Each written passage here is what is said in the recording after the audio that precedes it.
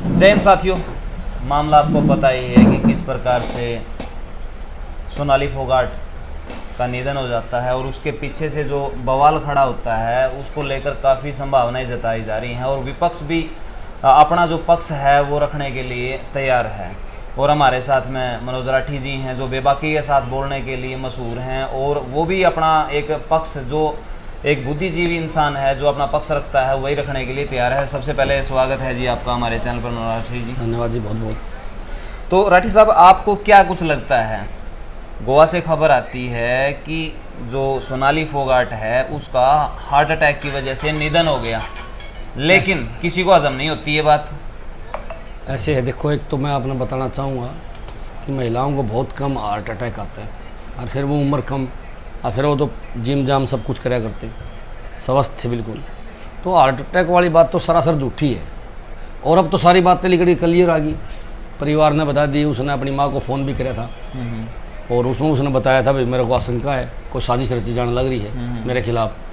तो यह कहीं ना कहीं कहानी घूम फिर के आ जाती है मर्डर के ऊपर। मैं जमा साफ शब्दों में साफ बात कहूँगा कि उसका मर्डर हुआ है। कोई मानो ना मानो, जब उसका भाई कहने लग रहा है कि 100% इसका मर्डर हो रहा है, इसकी जांच करवाई जाए, उसके साथ रेप भी हुआ है, उसके साथ गहरा षड्यंत्र रचा गया है, क्यों नहीं जांच करवाने लगी सरकार?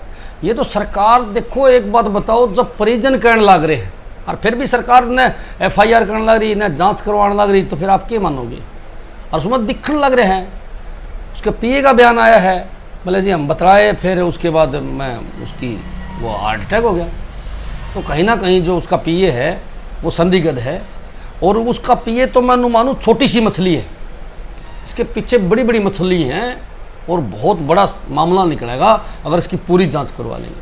आपने क्या लगा है, किसी पार्टी से जुड़े हुए इंसान इसके पीछे हैं या फिर PA का ही एक बड़ा प्लान था? ऐसे है, 100% से बड़े लोगों का हाथ है, BJP के बड़े नेताओं का हाथ है। मैं तो साफ बताने आदमी, उनके राज इसके पास थे, उन राज्यों को दफन करने के लिए उसको दफन कर दिया। ये तो करते आए हैं BJP वाले, उनका इतिहास उठा के देख लो, तो यही काम करते आए हैं। इसीलिए महिलाएं सुरक्षित नहीं है राजनीति में, आज ये बात सिद्ध होगी। आपके सामने देख लो कितनी महिलाएं पहले राजनीति में और कितनी घटनाएं उनके साथ हो हैं। जब भी कोई महिला बहुत ऊपर लेवल पर जाती है तो उसकी जान को उतना ही ज़्यादा खतरा हो जाता है।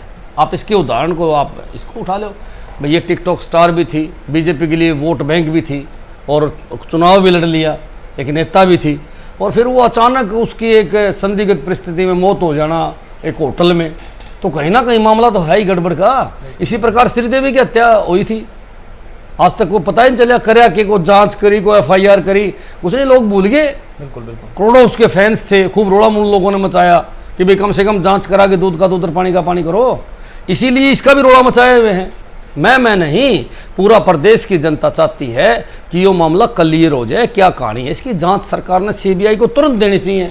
एक बात बताओ, 2-3 दिन निकल गए, सरकार अगर इसकी जांच नहीं करवाएगी तो सबूत मिटा देगा कातिल, ये तो साफ पता है। नहीं, परिवार वाले ने भी बताया है कि भी जो लैपटॉप है या CCTV फुटेज हैं वो सारी की सारी यहाँ तक फार्म हाउस पर अभी चली गई हैं।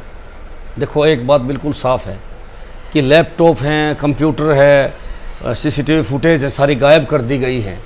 तो भाई ये बड़ा हाई लेवल का मामला हो सकता है, ये ऊपर लेवल का मामला है, कोई छोटा मामला नहीं है। छोटे मामलों में ऐसा नहीं होता, ये बड़ा लेवल का मामला, तब इतनी बड़ी कहानी बनी है। और मैं तो जमा साफ कहूँगा कि इसमें बड़े बड़े लोगों का हाथ है।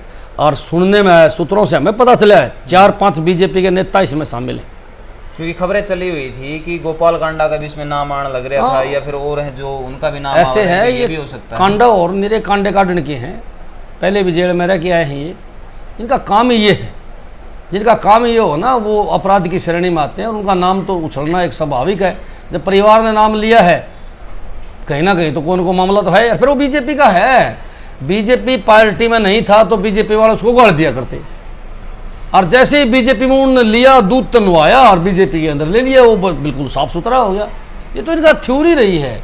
अब पीछे इनका इसका वोट भी लिया उन लोगों ने और इसके भाई को चुनाव भी लड़वाया। कितनी बड़ी बात है कि ये पार्टी जो BJP है ये अपने कार्यकर्ता को न्याय नहीं देने लग रही। सोनाली फोगाट इनकी नेता है पार्टी की, और कोई BJP का एक नेता बोलता हो तो बताओ। एक ट्वीट पे भी सवाल उठे थे कि भाई जिस दिन इसकी डेथ हुआ है उसी दिन कुलदीप बिश्नोई जो हमारे माननीय मुख्यमंत्री खट्टर साहब के साथ में मुलाकात कर रहे हैं आदमपुर चुनाव को लेकर, यानी कि लाश बारना पड़ी है और उसके बाद भी चर्चाएं करने की इन्हें फुर्सत है। इस बात को लेकर भी काफ़ी ज़्यादा सोशल मीडिया पर वायरल हुई थी। देखो ये बात बड़ी खतरनाक बात है। इनका खुद का कार्यकर्ता चला गया, इनकी एक नेता चली गई और फिर ये लोग बोलने नहीं लग रहे हैं, उसका शोक नहीं करने लग रहे हैं और उसकी कोई स्टेटमेंट नहीं देने लग रहे हैं और चुनाव में व्यस्त हैं, सिर्फ वोटों की बात करते हैं। तो आप इनके कल्चर का हिसाब लगा लो, किस प्रकार की सोच है, क्या कहानी है। देखो इसके पीछे गहरा षड्यंत्र है, इसमें कोई दो राय नहीं है, इसके पीछे गहरा षड्यंत्र है। मैं तो मुख्यमंत्री जी से एक बात पूछना चाहूँ कि सीबीआई की जांच जब पूरा प्रदेश करने लग रहा है, लाखों उसके फॉलोअर्स हैं वो करने लग रहे हैं, तो सीबीआई की जांच करवाने में खट्टर साहब को क्या तकलीफ है? मन तो ये बता दो, या साफ साफ अपने नेताओं को बचाना चाहते हैं। मैं तो कहूँ 4-5 बीजेपी के बड़े बड़े नेताओं के राज उसके पास थे। अब ये बीजेपी के नेता चाहते हैं कि राज भी उसके साथ ही दफन कर दिए जाएं, राज जो है वो खुले न। सोनाली ने कई राज्यों में कई बीजेपी के नेताओं के साथ काम करे हैं, कई कहानियां थी, और जब भी कोई चुनाव आता है तो सोनाली जी धमकी भी देती है उनको, बिल्कुल वे टिकट दे, और कहीं ना कहीं ये मामला इस प्रकार का भी मिलेगा।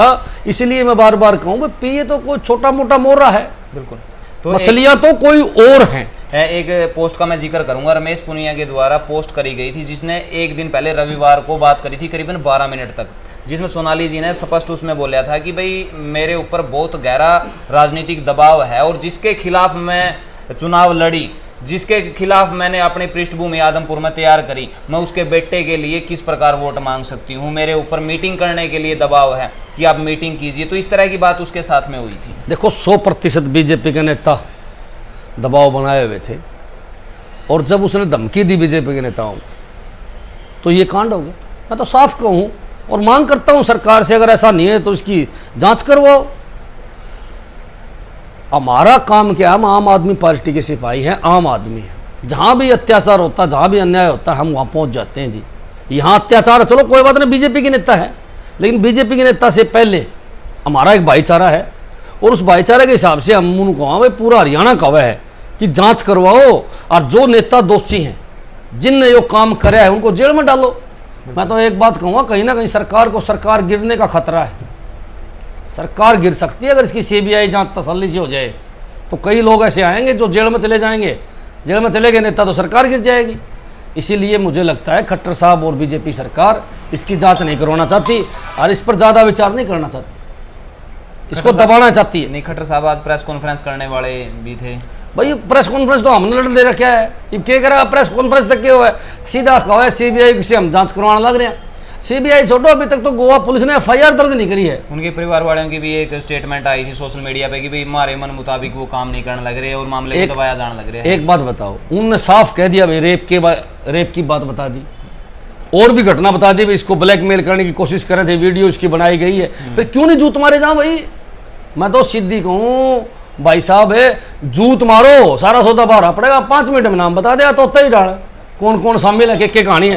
यो एक बहुत बड़ा खेल है, और इस खेल के अंदर जो नेता, जो बड़े आदमी शामिल हैं, उनको एक्सपोज करना चाहिए, क्योंकि महिला शक्ति पहले राजनीति में कम है, और अगर महिलाओं के साथ राजनीति में इस प्रकार का अत्याचार होने लग गया तो महिलाओं फिर राजनीति कैसे करेंगे, उसके परिवार वाले राजनीति करने के लिए कैसे भेजेंगे। जब भी कोई महिला बड़ी बनती है तो उसके साथ कोई ना कोई कांड हो जाता है, चाहे आप राजस्थान का बावरी कांड उठा के देख लो, चाहे आपका यहाँ वो एक फिजा कांड था, चाहे आपका यो एक कांडा बताओ, आप दिल्ली में एक कांड होया था, उसमें जेल में गया था यो। तो ये चीज़ें जो आप देखोगे तो इसमें साफ दिखने लग रहा है कि नेता ही महिलाओं का शोषण क्यों करते हैं, क्या कारण है इसके पीछे।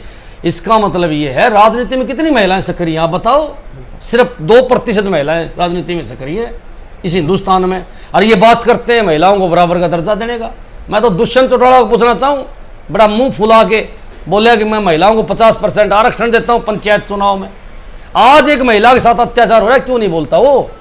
अगर इतना ही उसको महिलाओं को आगे बढ़ाना है तो ये महिला बीजेपी की नेत्री, ये भी तो महिला है, इसके पक्ष में क्यों नहीं उतरा, क्यों नहीं उसने सीबीआई की मांग करी। अभी तक उसने कोई बयान नहीं दिया, न पीड़ित परिवार से बात करी, न पीड़ित परिवार के घर गया। सबसे बड़ी बात मेरी उससे है जो मुंह में गुड़ की डली दबाए बैठा है, उससे उसको भी खतरा है कि बोलते ही तेरे को पार्टी से, तेरे को सरकार से बाहर कर दिया जाएगा और तेरे पर भी ईडी बिठा दी जाओगी। माल बतेरा इकट्ठा कर रखा है, ईडी सीबीआई का डर उसने लगा, इसलिए वो बोलने नहीं लग रहा, इसीलिए इस सरकार का चमचा बना हुआ है और इस सरकार के जुत्ती के समान काम करता है। जुत्ती है पैर की दुष्यंत चौटाला बीजेपी की। एक बात और सामने निकल कर आई थी कि भाई अगर बीजेपी से, क्योंकि उसने एक पोस्ट डाली थी कि शेरनी अगर पीछे हटी है तो ये मत समझना कि वो डर गई है, वो कहीं ना कहीं शिकार करने के लिए तैयार है। तो कुछ लोगों का मानना था कि भाई ये कांग्रेस पार्टी से चुनाव लड़ाएगी और शायद उसको ज्वाइन कर ले। इनका डर भी बना हुआ था कि भाई कहीं ना कहीं ये चोट मार सकती थी। देखो ज्वाइन करने के तो पूरे चांस थे, ज्वाइन कर सकती है ये, कोई लंबी चौड़ी बात नहीं है, इलेक्शन तो लड़ सकती थी। इसीलिए है ना, इसने टांग अड़ाई है, इसने किमें किमें कही है उनको, कोई घटना ऐसी बनी है, को दबाव ऐसा बना है जब यह कहानी इस हत्याकांड पर चली गई। देखो इसको आप इसको नकार नहीं सकते, कहीं ना कहीं तो दाल में काला है, चाहे वह कहीं जाती हो, किसी से चुनाव लड़ती हो।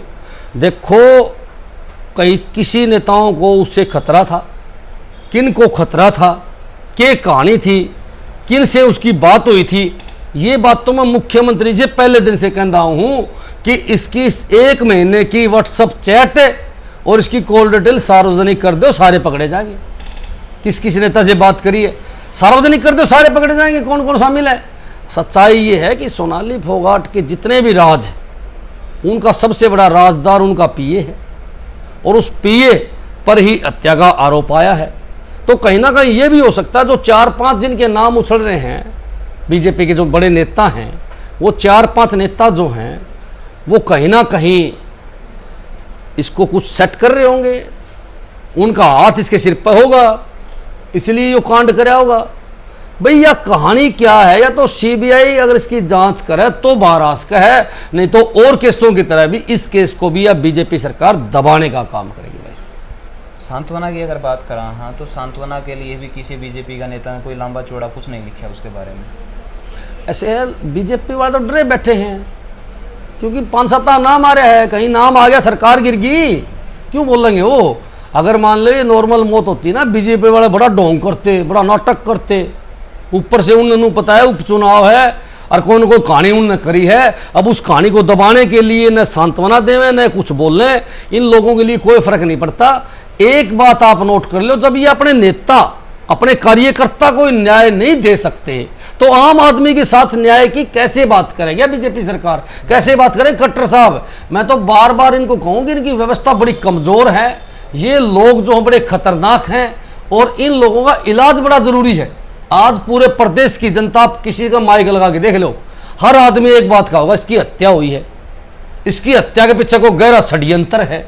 जब पूरा हरियाणा की जनता यह बात करने लगे, जनमत संग्रह करवा लो, मेरा पड़ जाएगा 95-5 नहीं आओ रेशो, मेरी गारंटी है। और 5 भी इनके अंत भगत लिखेंगे, बाकी 95 तो उसके पक्ष में यह बात लिखेंगे कि इसके पीछे गहरा साजिश है, यह एक हत्या हुई है, ये एक षड्यंत्र है और इसकी सीबीआई जांच करवानी चाहिए। सीबीआई जांच अगर होगी तो मैं गारंटी दूं सरकार भी पड़ेगी और कई सफेद पोस्ट, भाई साहब कई सफेद पोस्ट बाहर होंगे, ओपन होंगे। इसलिए तो यहाँ का मंत्री है कमल गुप्ता जी, रोज उसके साथ उठा बैठी थी, उसके साथ प्रचार कराया करती, वह रैलियां में जाया करती, सारे काम होया करते। आज वह क्यों चुप बैठे है मंत्री जी, उस बात खतर है।